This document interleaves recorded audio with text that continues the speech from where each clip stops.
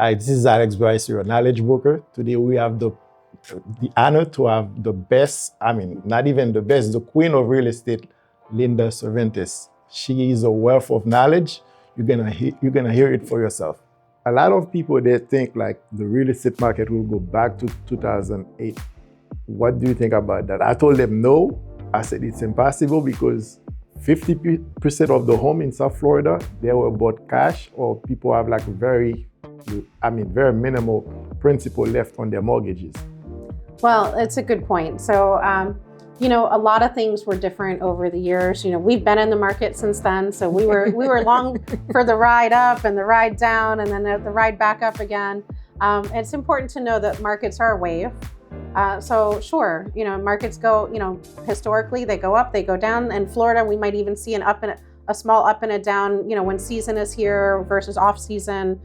Certain areas, are coastal where, you have snowbirds come in that are cash. And, of course, when our snowbirds are here, our markets are super hot and everybody's cash. They all have cash buyers. And then, and when the snowbirds go home, a lot of times we have a lot of the finance buyers left. And, and then we sell a lot of the people that have kids in school. They might sell during summertime, so that their kids are not disturbed during their moves.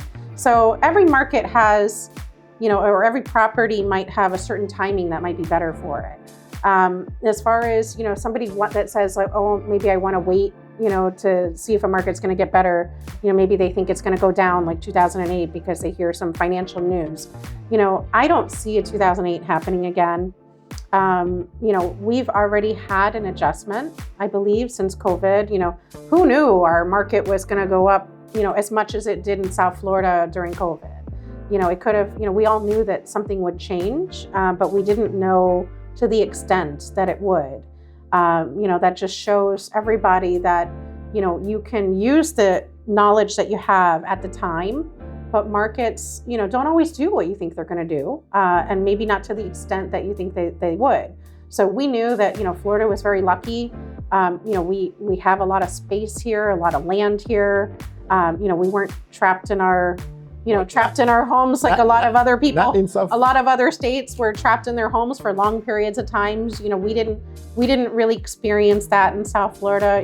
That was, what people were fleeing other states and coming to us. And I think that the politics here being a little more relaxed really helped us, get a lot of people into our towns and give people more space. And then I think a lot of people decided, it's time for me to go down to sunny South Florida. A lot of people were like, I'm retiring, I'm getting out of this big city and I'm going to come down to South Florida.